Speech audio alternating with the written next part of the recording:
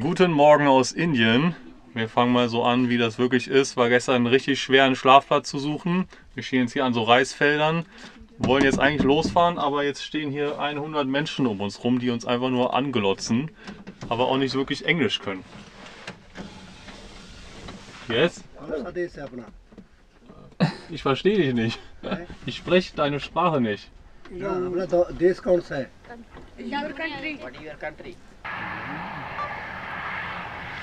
So, wir haben jetzt eigentlich umgeparkt, um ein bisschen in Ruhe frühstücken zu können und noch ein bisschen arbeiten zu können und haben uns jetzt an den Rand der Straße gestellt. Aber auch hier kam wieder eine Person und wollte mit uns quatschen. Und jetzt wurden wir zum Chai eingeladen.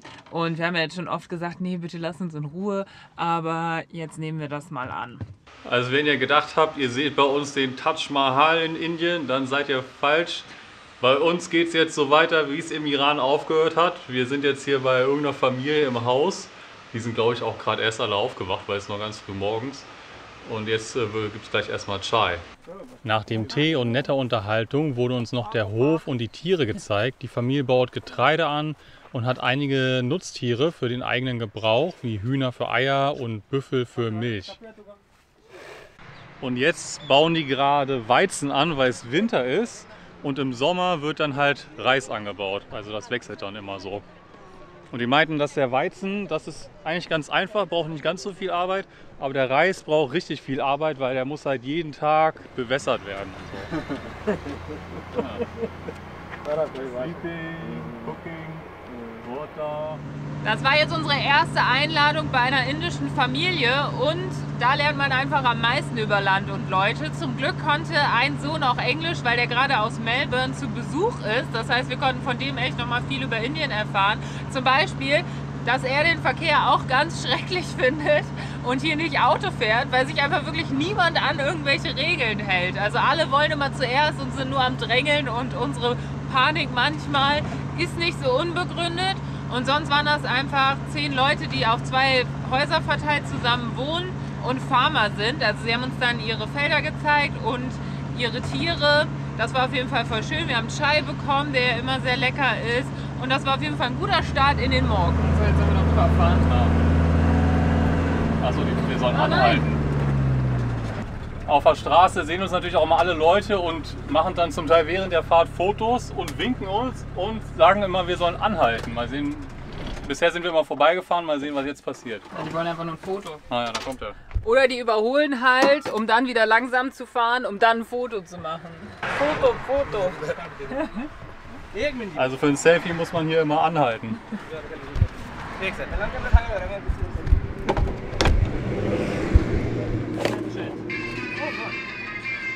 So kann man eigentlich den ganzen Tag verbringen, einfach nur für Selfies bereitstehen.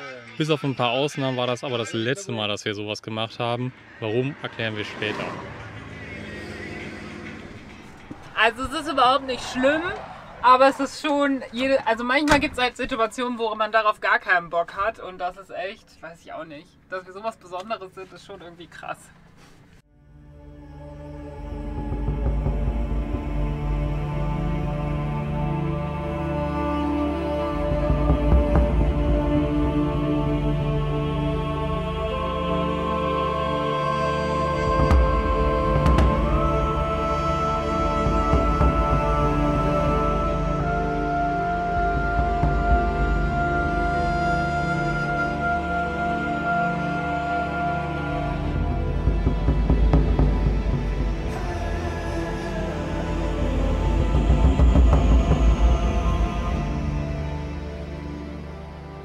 Namaste, wir sind jetzt in Rajasthan, hier spricht man auch wirklich Hindi.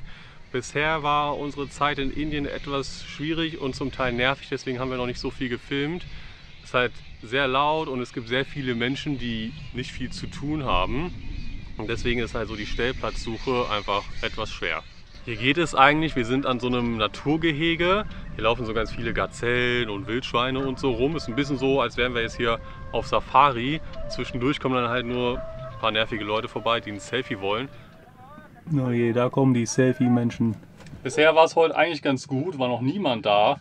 Außer eben, als ich duschen war. Keine Brille auf, ich sehe gar nichts, Shampoo in den Augen. Und dann kommt da so ein Typ an und so, Hello. Tja, naja. Und jetzt war ja eine ganze Gruppe mit Motorrädern, die wollten auch wieder nur ein Selfie. Und ja, jetzt haben wir Nein gesagt, jetzt sind sie auch weggefahren. Und es ist halt nicht so wie im Iran oder so, wo halt die Leute wirklich an einem interessiert sind, fragen, wo man herkommt, wo man hinfährt, wie das alles so ist, wie man das Land findet. Und wir natürlich dann auch an deren Kultur und deren Leben interessiert sind. Nee, die kommen halt einfach nur hierher, wollen ein Foto mit uns machen, um es irgendwie ins Internet zu stellen, weil sie dann irgendwie viele Klicks bekommen. Und dann fragen sie vielleicht nochmal, wo wir eigentlich herkommen. Aber die haben einfach überhaupt kein Interesse an uns persönlich, sondern wollen halt einfach nur ein Foto. Und das ist uns jetzt einfach zu blöd. Deswegen sagen wir da immer Nein. Wenn Leute wirklich nett und interessiert sind, dann machen wir auch gern ein Foto. Aber so halt nicht. Ich habe mir übrigens beim Sägen von Holz für ein Lagerfeuer, da ist die Säge gebrochen und dann das Sägeblatt irgendwie in meine Hand geflogen und hat jetzt so voll den tiefen Schnitt gemacht. Deswegen habe ich hier noch den Verband.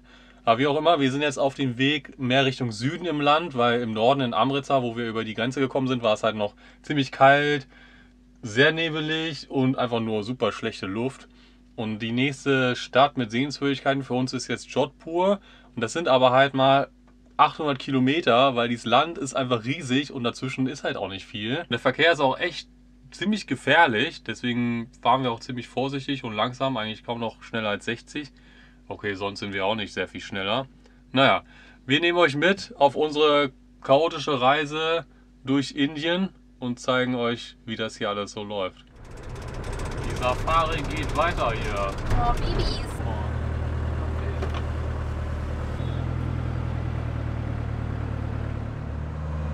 Die ersten paar Tage fuhren wir hauptsächlich auf solchen Landstraßen, weil es in der Region einfach keine richtige Autobahn gab. Viel Verkehr, keine Begrenzung in der Mitte, meist jeweils nur eine Spur, Fahrzeuge, die auf der Straße stehen bleiben und viele Städte, durch die wir durch mussten. Immerhin konnten wir so einiges vom Land sehen, es war aber doch alles ziemlich ähnlich und das Fahren halt eher anstrengend. Ah ja, und Kühe laufen natürlich auch immer auf der Straße rum. Das kennen wir aber auch schon aus Georgien, also nichts Neues für uns. Nur die Selfie-Menschen wurden immer nerviger. Es war jetzt wieder so ein typischer Fall von, die haben uns überholt, haben dann gecheckt, oh, ausländisches Auto, haben dann an der Seite gehalten, um nochmal zu gucken. Und manchmal werden wir dann halt auch rausgewunken so für ein Foto. Und manchmal gucken sie einfach nur oder bremsen uns halt voll aus. Und das kann halt voll gefährlich sein, weil unser Bremsweg voll lange ist. Und jetzt überholen sie uns halt wieder und gucken. Es ist halt wirklich gefährlich. Also diese Straße geht jetzt noch, aber wenn viel los ist und Leute das machen, ja, kann da echt einfach was passieren. Wieder ein PKW. Im Verkehr haben die Leute auch einfach keinen Respekt vor anderen. Sie drängeln und überholen riskant. Hauptsache, sie sind am schnellsten. Das ist halt besonders gefährlich auf Landstraßen mit Gegenverkehr und ohne eine Begrenzung in der Mitte. Außerhalb vom Verkehr haben wir aber noch nie jemanden in Eile gesehen, eher viele Menschen, also Männer, die einfach nur so rumstehen. Deshalb fragen wir uns, warum alle so rasen müssen. Nee. Aber jetzt. Na, es kommt da wieder ein PKW, sorry. Wir haben es ja nicht eilig, aber manchmal fahren halt die Trecker, Motorräder, Tuk-Tuks oder LKW sehr langsam vor uns. Weil unser Lenkrad für Indien aber auf der falschen Seite ist, muss die Person rechts dann immer schauen, wann frei ist. Wenn dann überholt wird, dann überholen manche auch gerne die selber gerade überholen. Und das Gegenverkehr kommt, ist egal, dann wird ganz egoistisch gehupt und Lichthupe gemacht. Die im Gegenverkehr, auch wenn man auf deren Spur fährt, können ja für einen ruhig mal zur Seite oder in den Graben fahren. Also es gibt auch viele Situationen, die sehr viel schlimmer sind als diese hier. Naja, das waren ein paar Beispiele davon, wie es uns täglich im Verkehr geht. Irgendwann haben wir dann versucht, möglichst nur noch auf mehrspurigen Autobahnen zu fahren, weil es einfach sehr viel sicherer und entspannter ist. Nach 10 Tagen in Indien schaffen Laura und Mariano es endlich auch mal, eine Touristenattraktion zu besuchen, nämlich das Fort von Jodhpur. Wir haben auf diesem tollen öffentlichen Parkplatz geparkt und laufen da jetzt mal hin. Das Mehrangar Fort sitzt auf einem Hügel weit über der Stadt und wurde mit der Gründung von Jodhpur im 15. Jahrhundert erbaut, aber anschließend immer wieder vergrößert.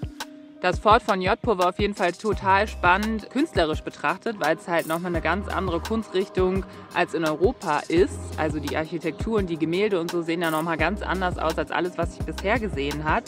Und man hat natürlich auch viel über die Geschichte des Landes oder Rajasthan gelernt, wobei man da auch sagen muss, Geschichte wird halt immer von den GewinnerInnen geschrieben. Also es ging vor allem irgendwie um die Könige und so weiter und nicht um die einfachen Leute. Das ist natürlich überall auf der Welt so und in Europa auch nicht anders.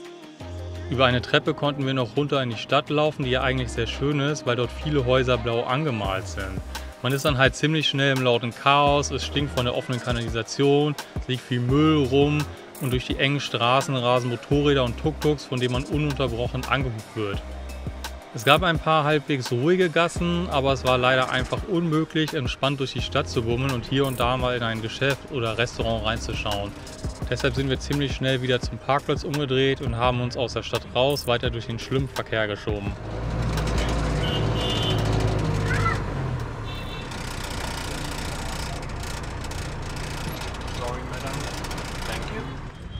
Also Verkehr in Indien, da drüben ist eine Spur gesperrt, weil da eine Baustelle ist und anstatt dass alle warten, machen jetzt einfach alle hier so eine neue Spur auf. Und der Polizist macht auch mit, aber es ist halt eigentlich, er schickt sie rüber. Weil wir hatten jetzt voll viele Geisterfahrer einfach auf unserer Spur, wo man sich so denkt, Leute, habt einfach mal ein bisschen Geduld. In der nächsten Episode wird es zum Glück etwas entspannter. Kein Verkehr, keine Menschen, aber wilde Tiere. Laura sitzt jetzt auch schon wieder draußen und telefoniert. Und ich habe noch gesagt, Laura, da sind überall Leoparden. Mal sehen, ob die noch gegessen wird heute. Das und mehr im nächsten Video. Vielen Dank fürs Zuschauen. Abonniert kostenlos unseren Kanal, um kein Video zu verpassen. Danke auch für all die tollen Kommentare und Daumen nach oben. Wir freuen uns, dass ihr bei unserer Reise mit dabei seid. Ja, wie kommen wir denn da jetzt durch?